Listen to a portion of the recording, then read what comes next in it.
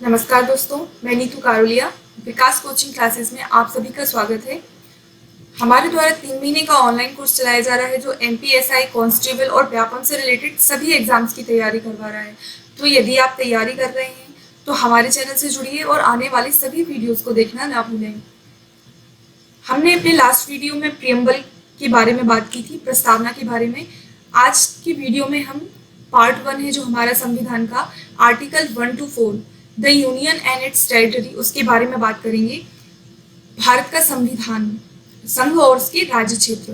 तो आर्टिकल 1 जो है कहता है कि भारत अर्थात इंडिया राज्यों का संघ होगा।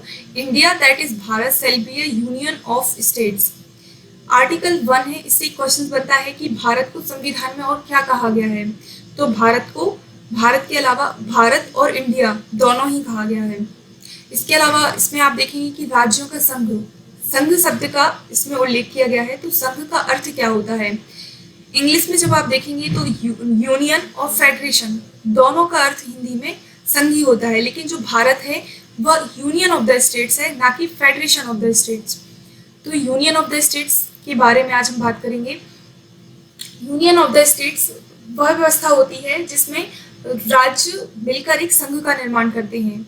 यह किसी समझौते का परिणाम नहीं होता है। कोई भी राज्य चाहे तो वह उस अलग नहीं हो सकता। मतलब जैसे भारत है तो भारत का कोई भी राज्य चाहे तो वह भारत से अलग नहीं हो सकता है। यह यूनियन ऑफ द स्टेट्स होता है। डॉक्टर अंबेडकर जी ने कहा था कि जो राज्य हैं वह एक मिलकर संघ का निर्माण करते हैं, वह किसी समझौते का परिणाम नहीं है। भारत ने अपनी प्रशासनिक सुविधा की दृष्टि से राज्यों का निर्माण किया है, ना कि राज्यों ने मिलकर भारत का निर्माण किया है। तो जो राज्य हैं वह भारत से अलग नहीं हो सकते। इसके अलावा जब हम फेडरेशन ऑफ द स्टेट्स की बात करेंगे जो यूएसए में देखने को मिलता है, तो वहाँ पे जो है कई इकाइयाँ मिलकर एक समझौते के कारण एक सिस्टम या एक शासन का निर्माण करती हैं। जो इकाइयाँ हैं वह मिलकर राज्य का निर्माण करती हैं, और यदि वह चाहें तो उस राज्य से या उस केंद्र से अलग हो सकती हैं, लेकिन यूनियन ऑफ द स्टेट्स में ऐसा नहीं होता है। इसके अलावा हम बात करें तो राज्य और उनके राज्य क्षेत्र वे होंगे जो पहली अनुसूची में विनिर्दिष्ट हैं। भारत के राज्य क्षेत्र में क्या क्या शामिल होगा? राज्यों के राज्य क्षेत्र, पहली अनुसूची में विनिर्दिष्ट संघ राज्य क्षेत्र, ऐसे अन्य राज्य क्षेत्र जिनको एक्वायर्ड किया है, अर्जित किया है, वो सभी शामिल होंगे, ऐसा बताया गया है आर्टिकल 1 में। आर्टिकल 2 की बात करें तो एडमिशन और स्टेब्लिशमेंट ऑफ न्यू स्टेट्स, नए राज्यों का प्रवेश या स्थापना संसद विधि द्वारा ऐसे निबंधनों और शर्तों पर जो वह ठीक समझे संघ में नए राज्यों का प्रवेश या उनकी स्थापना कर सकेगी। तो आर्टिकल 2 है, वह कहता है कि भारत जो है उसमें भारत के बाहर का कोई क्षेत्र या जैसे पाकिस्तान का कोई प्रांत, नेपाल, भूटान, उनको जब हमें भारत में शामिल करना है या उनके किसी क्षेत्र को भारत में शामिल करना है तो किस प्रक्रिया को हम फॉलो करेंगे, किस प्रोसेस को हम फॉलो करेंगे, वह बताया गया है आर्टिकल 2 में। 2 का की बात करें तो सिक्किम का संघ के साथ संयुक्त किया जाना, संविधान का 36वां संशोधन। तो 2 का में क्या बताया गया है कि हमारे संविधान में 2A जो है वह 35वें संविधान संशोधन के द्वारा जोड़ा गया। इंदिरा गांधी के टाइम पे 1975 में 35वें संविधान संशोधन के द्वारा हमने 2A को जोड़ा था। तो अनुच्छेद 2A में लिखा है कि बाहरी प्रदेश को शामिल करने पर आर्टिकल 368 वाली जो प्रोसेस है वह लागू नहीं होगी।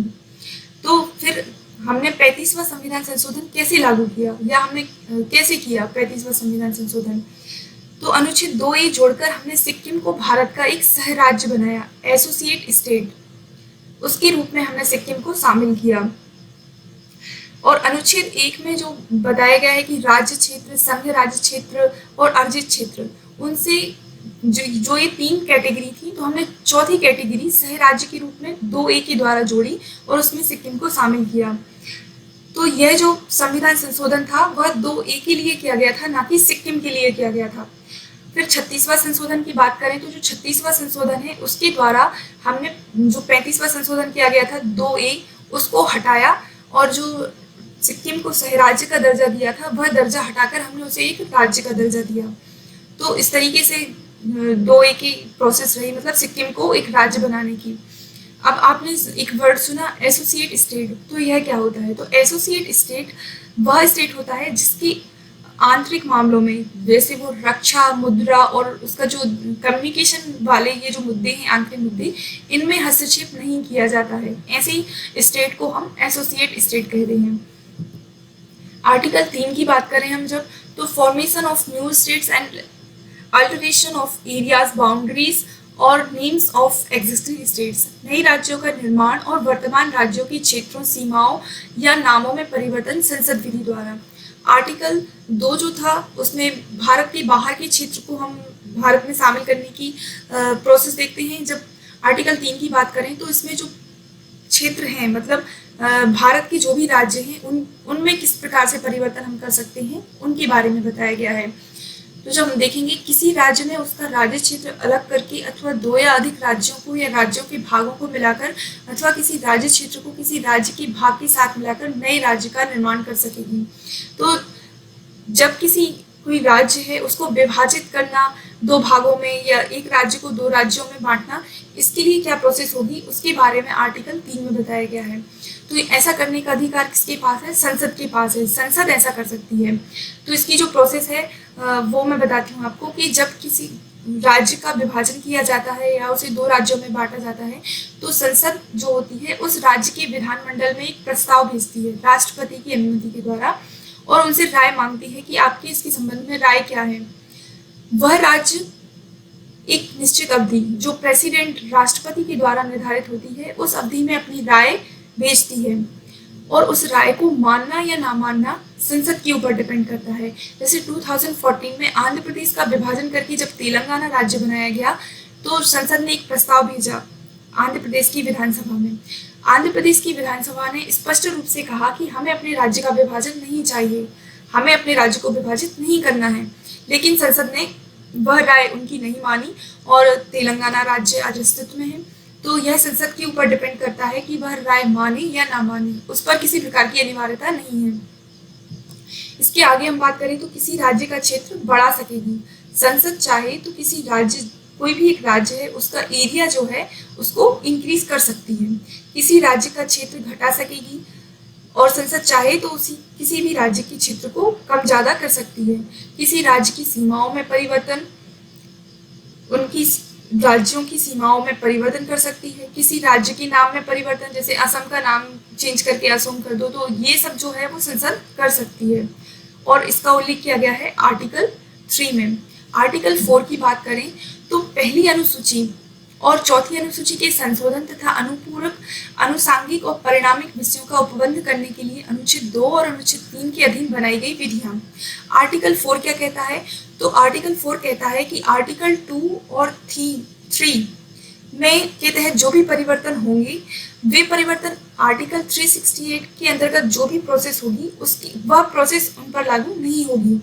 अब मैं आपको बताती हूँ कि आर्टिकल 368 क्या है और इसका आर्टिकल 4 से क्या संबंध है। तो आर्टिकल 368 जो है वह संविधान संशोधन से संबंधित है। संविधान संशोधन कितने तरीके से होता है इसके बारे में भी आज हम बात करेंगे।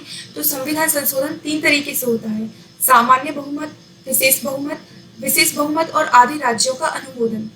मतलब simple majority of the parliament, special majority of the parliament, special majority of the parliament and the ratification of at least half of the state legislature. तो इन 3 तरीकों से संविधान संशोधन होता है।